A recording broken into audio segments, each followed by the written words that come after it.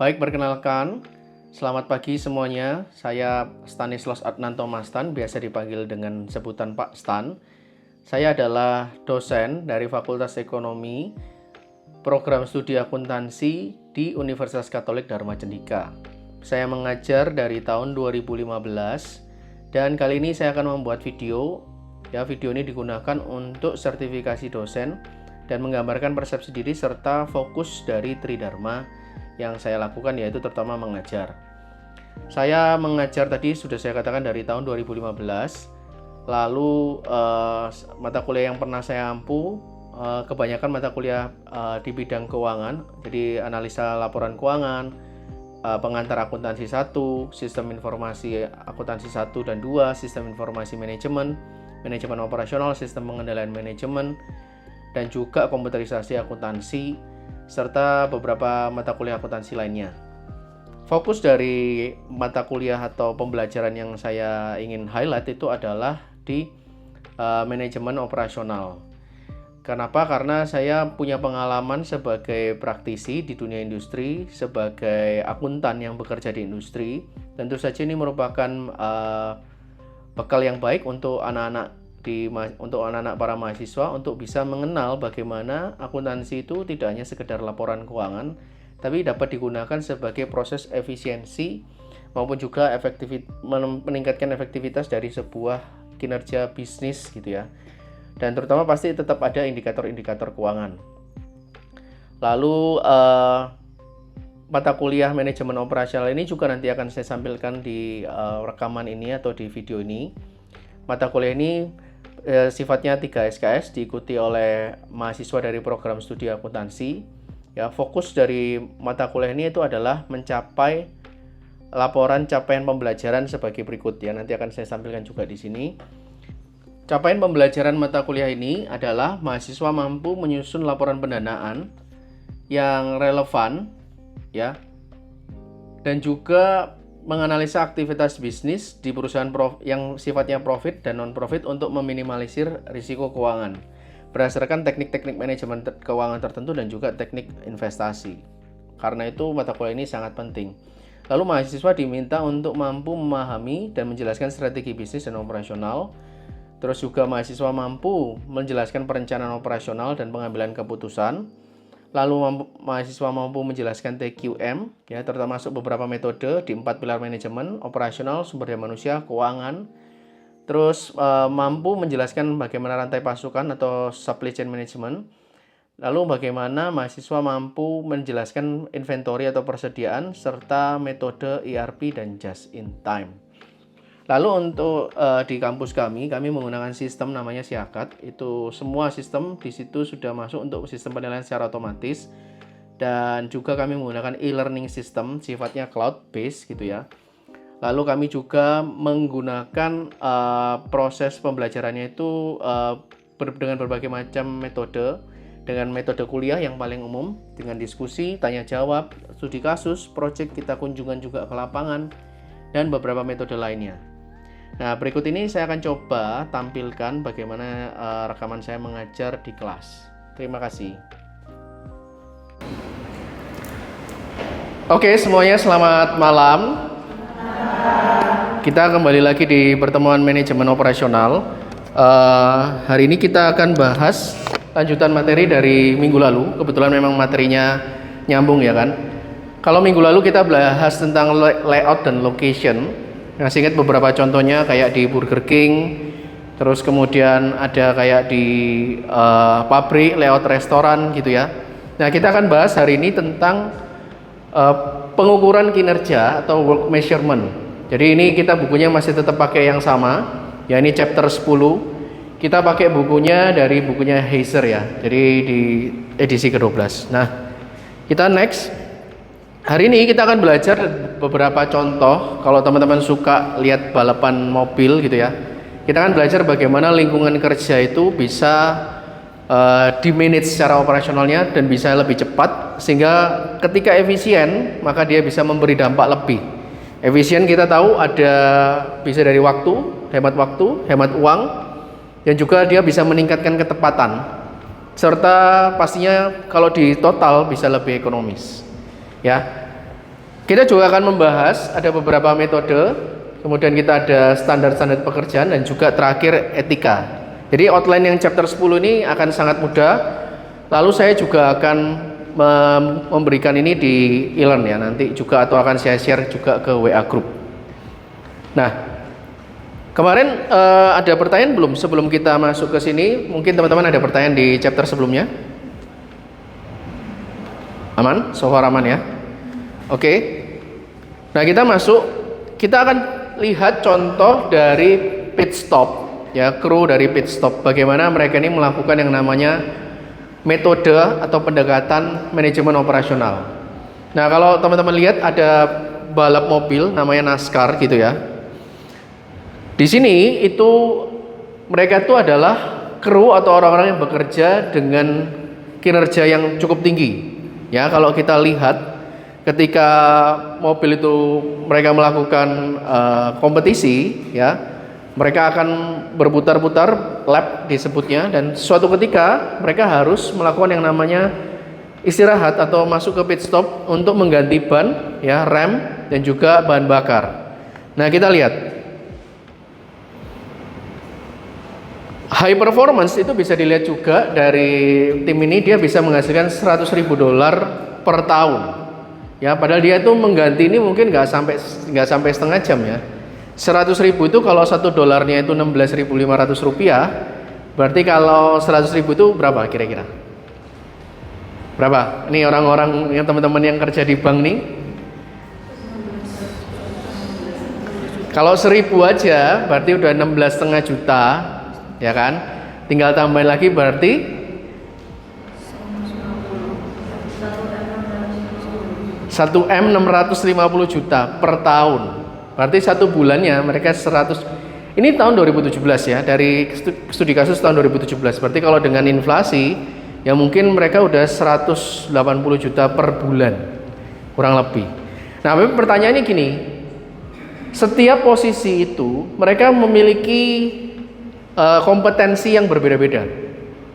Dan kenapa kok mereka hanya mengerjakan sebentar ini gajinya bisa mahal banget? Dan kebanyakan mereka yang bekerja di situ adalah orang Indonesia loh. Jadi teknisinya nanti boleh dicek, terutama yang F1. Nah, kita lihat proyeksinya mereka.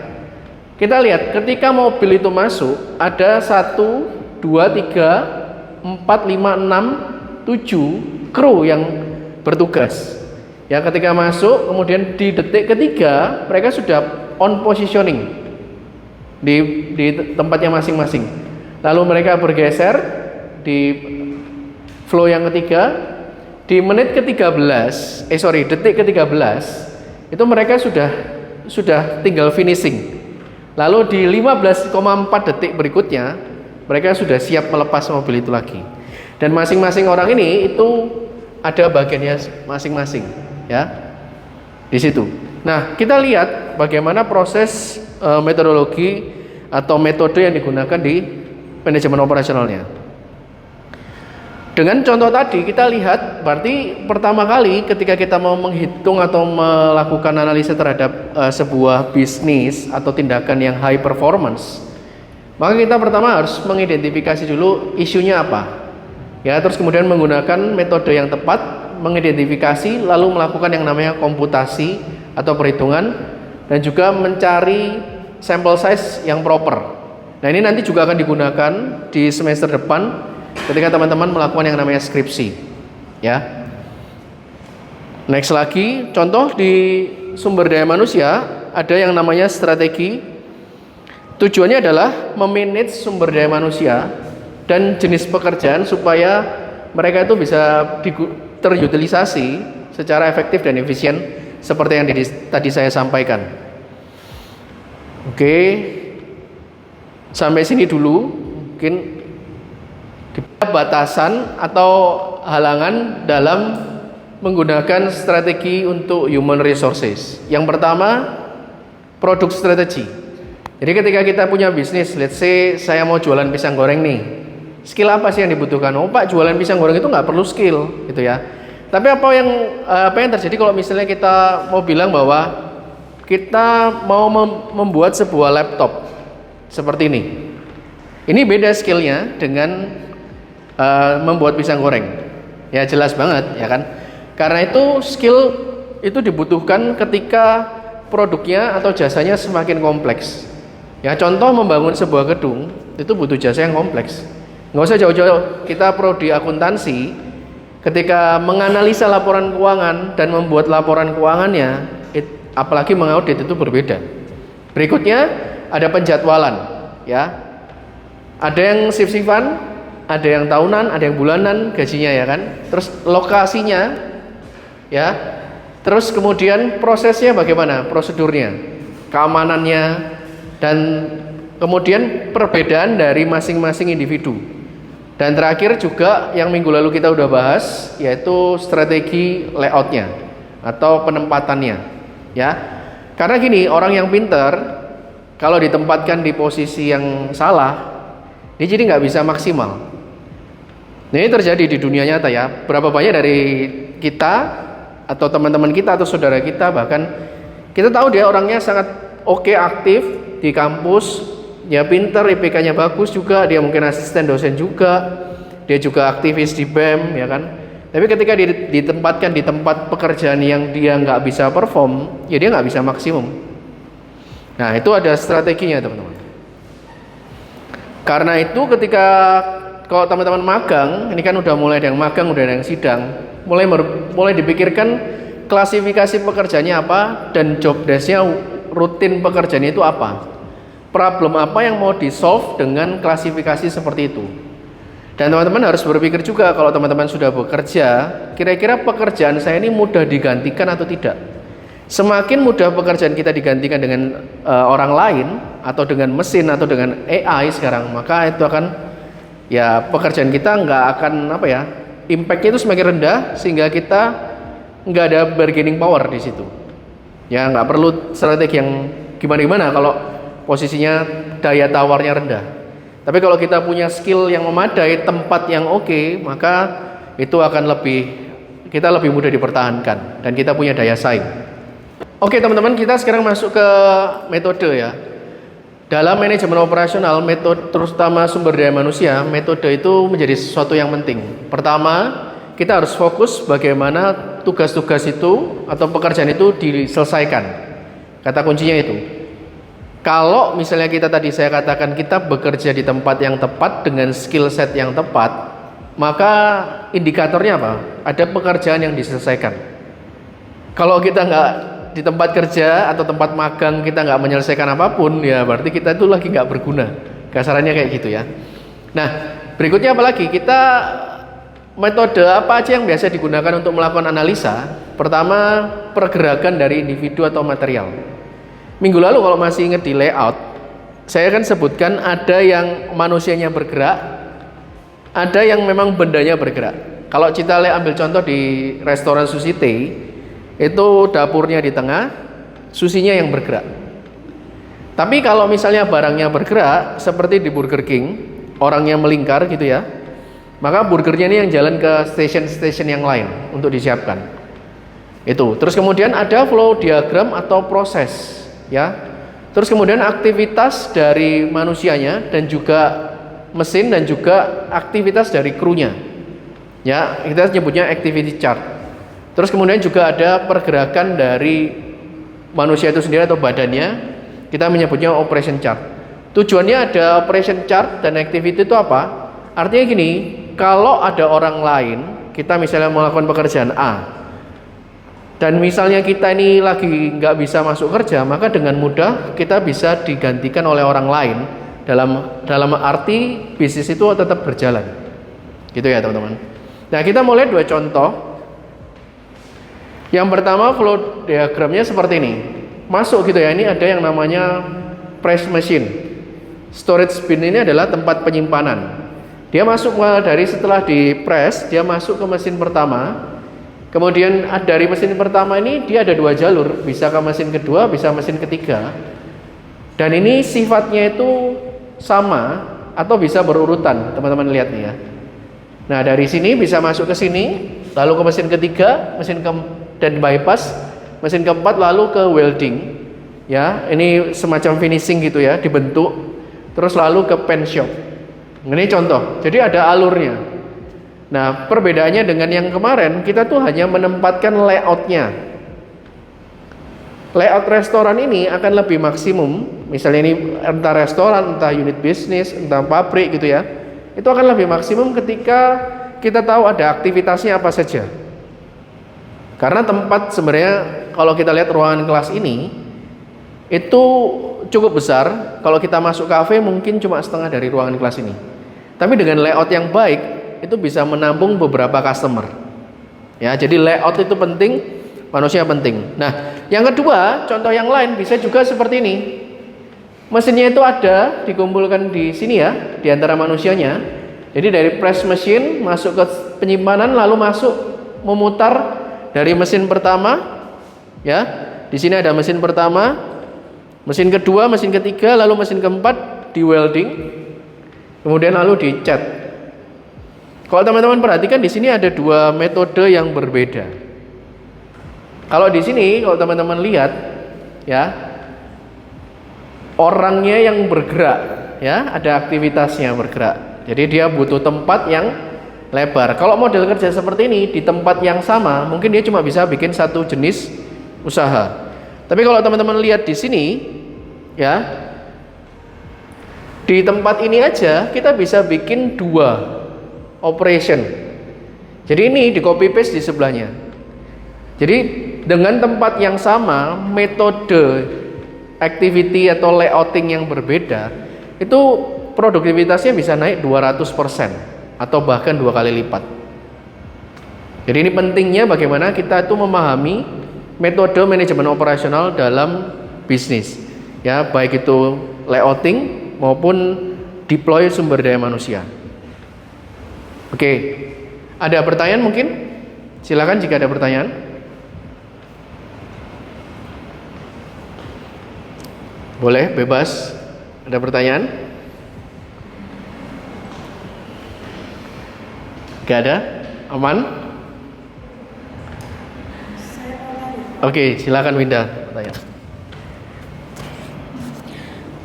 Dalam prosedur yang tadi disebutkan 5W 1H itu kan ada tambahan prosedur yang dimana tidak ada pertanyaan 5W 1H itu tadi. Lalu apa yang didapatkan jika ditambahkan itu tadi Pak, prosedur itu tadi? Oke, nah thank you pertanyaannya Winda. Nah, kalau misalnya kita menambahkan prosedur 5W 1H tadi di setiap metode, maka kita akan mendapatkan hasil yang lebih clear, hasil yang lebih jelas. Jadi terutama misalnya kayak gini, kan kita dapat layoutnya misalnya satu kotak begini ya. Tapi kalau kita nggak tahu ini tuh sedang memproduksi apa, siapa segmen marketnya, terus butuh waktu berapa lama, sumber dayanya apa saja, ya kapan harus selesai deadline waktunya, maka kita akan nggak berupaya untuk menggunakan metode tertentu. Contoh seperti ini. Kalau teman-teman lihat, ini padat karya, cost yang dikeluarkan lebih jelas lebih tinggi dari biaya maupun dari waktu. Tapi kalau menemukan 5W1H tadi, maka kita dengan bisa menetapkan metode mana yang pas untuk bisnis itu. Misalnya ini dengan metode ini kita bisa menghemat waktu. Jadi 5W1H tadi itu sebagai daya dorong atau daya untuk menggali lebih detail, lebih dalam. Kira-kira metode yang lebih cocok atau lebih suitable ke bisnis yang mana? Ya, dengan indikasi atau kebutuhan-kebutuhannya tadi. Itu Wina. Thank you pertanyaannya. Oke. Nah teman-teman, kita masuk ke poin yang terakhir yaitu tentang etika. Di sini kita belajar bahwa ketika kita melakukan manajemen operasional terhadap sumber daya, termasuk manusia, itu ada hal-hal yang etis dan gak etis untuk kita bisa lakukan. Contoh, ini penting banget. Jangan mengira kita itu melakukan strategi hanya untuk cari cuan atau cari profit gitu ya. Tapi kita melupakan hal-hal lain yang sifatnya etis. Contoh misal kita menyamakan manusia ini dengan mesin. Nah, kita perlu memperhatikan juga bagaimana kondisi psikologisnya. Apakah dia punya constraint tertentu, hambatan-hambatan tertentu, ya? Karena kalau kita memaksa menghitung manusia secara pasti dan itu menyamakan dengan mesin, ini kita sifatnya nggak etis. Contoh gini, jam kerja. Ada loh perusahaan itu yang memperkerjakan karyawannya itu sampai overtime ya di bisnis tertentu nih. Nah, apakah itu etis? Padahal dengan alasan atau dengan poin bahwa perusahaan itu bertujuan untuk meningkatkan produktivitas, kan nggak masuk akal ya teman-teman. Itu mesti dijaga. Kemudian yang poin kedua adalah kemudian peluangnya harus sama. Jadi kita nggak bisa memaksa satu posisi tertentu dengan klasifikasi tertentu yang tidak bisa dengan mudahnya dicapai. Ya, misalnya harus memiliki kualifikasi teknik mesin atau sertifikasi tertentu yang itu jarang ada di Indonesia. Ya, jadi sehingga kita juga mesti berpikir bahwa ya kondisinya itu mesti ya setara, terus kemudian tempat kerjanya pun juga harus aman, teman-teman ya. Terus kemudian yang terakhir, ya kita harus juga sebagai pemilik bisnis atau kita manajer yang bekerja dalam sebuah bisnis, kita boleh menyarankan pada pemilik perusahaan atau manajemen untuk bekerja sama dengan pemerintah, gitu, agen-agen dari pemerintah, kemudian konsultan yang berhubungan dengan sumber daya manusia.